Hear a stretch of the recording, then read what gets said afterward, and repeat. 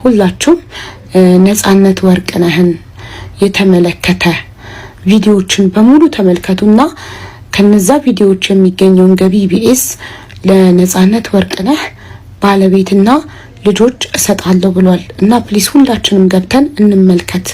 ባለቤቱ የስኳርና የልብ ታማሚ ናት። እንዲሁም አንደኛዋ ልጁ የአይን ኦፕሬሽን ታደርጋለች እና በህይወት እያለ እሱ ነበረ ኢትዮጵያ ውስጥ እየሰራ ወደ አሜሪካ ገንዘብ እየላከ የሚደጉማቸው ቤተሰቡን የሚያኖረው እሱ ነበር እና አሁን ደግሞ እሱ የለም። ስለዚህኛ እሱን ሆነን ቤተሰቦቹን እናግዝለት። ገብተን ኢቢኤስ ላይ ነፃነት ወርቅነህን የተመለከተ ቪዲዮዎች ብቻ በማየት የነፃነት ወርቅነህን ልጆችና ባለቤት ማገዝ እንችላለን እና ባካችሁ ጎፈንድሚም አለ፣ ያቅማችሁን አድርጉ።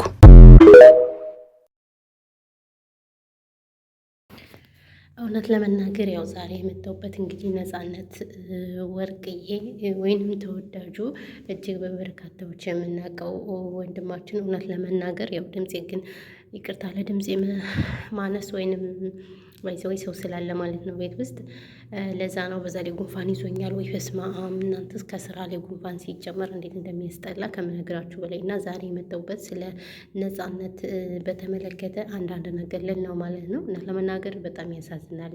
በቃ ምን እንደምል ምኑን ከምን ጀምሬ ራሱ ምን እንደምል አላውቅም ማለት ነው።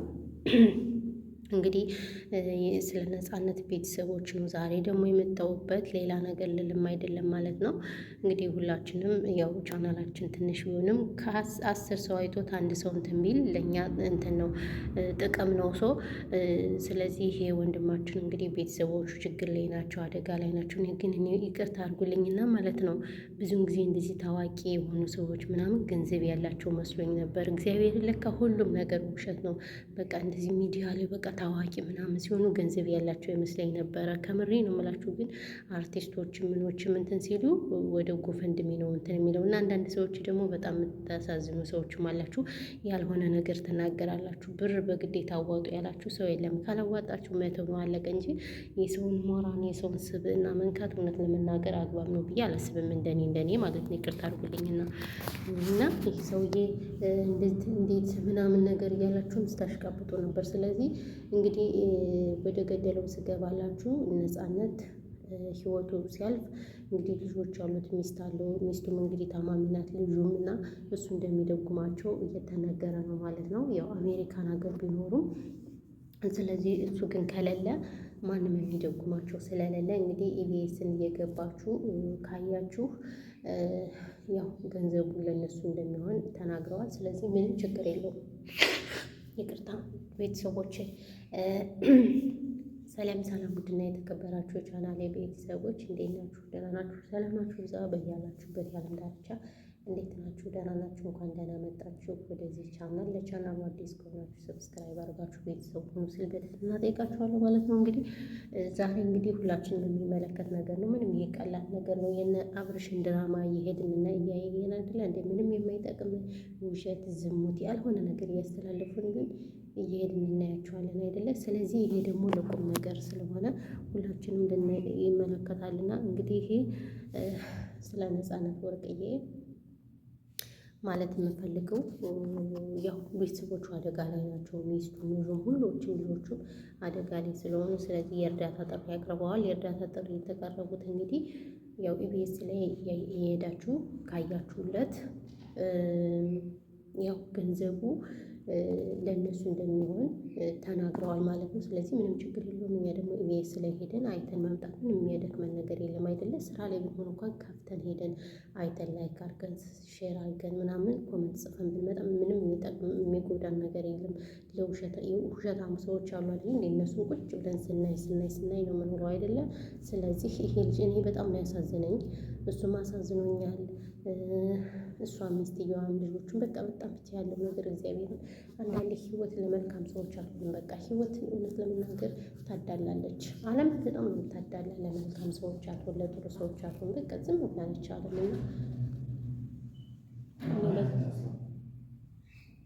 በጣም ነው ያሳዘነኝ። ማለት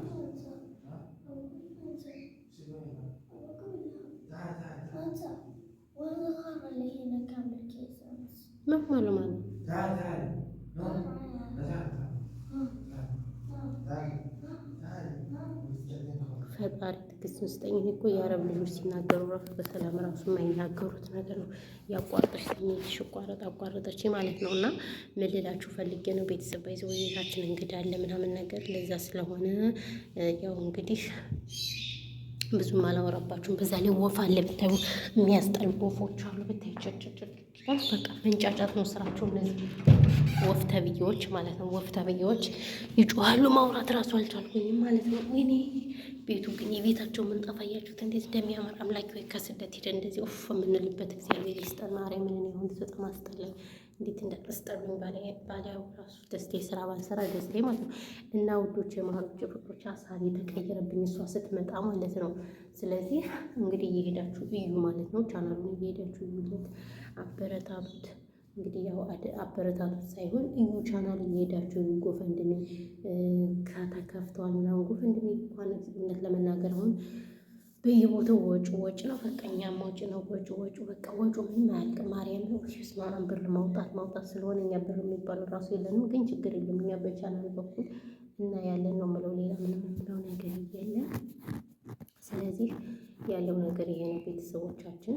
እንግዲህ ሚስትየዋም የምትል በጣም ያሳዘነችኝ ገና ልጅ ናት፣ ገና ወጣት ናት። ብቻ እድሜዋ አልሄደም እውነት ለመናገር እና አንዳንዴ ህይወት በጣም ነው እንትን የምትከብድም ትለውጭልም ትላለች። በዛ ላይ ልጆቹ ገና ልጆች ናቸው ምናምን ነገር እና እነዚህ ታዋቂ አርቲስቶች ምንም በጣም እንትን ሳይሉ ምናምን እንትን የምንላቸው ነገር በእርግጥ እሱ ታሞ ነበረ እውነት ለመናገር ግን እና አሁን ለምሳሌ እነ ማዲዬ እነ ታምራት ደስታ ወዘተ ብዙዎች በራሳቸው መኪና ሄደው ነው መፈታቸውን መሰለና በጣም ያሳዝናል እውነት ለመናገር። እና ለማንኛውም ያለው ነገር ይሄ ነው። ወሬ ያልበዛባችሁ ቤተሰቦች ስራ ስላለኝ ያው ሮመዳን እንግዲህ መጪው ሮመዳን ብቻ አላውቅም። በተረፈ ግን ሁላችሁንም ከልብ ነው እናመሰግን። ሰላማችሁ ብዙ ትትረፍረፍ ይበልልኝ ማለት ነው።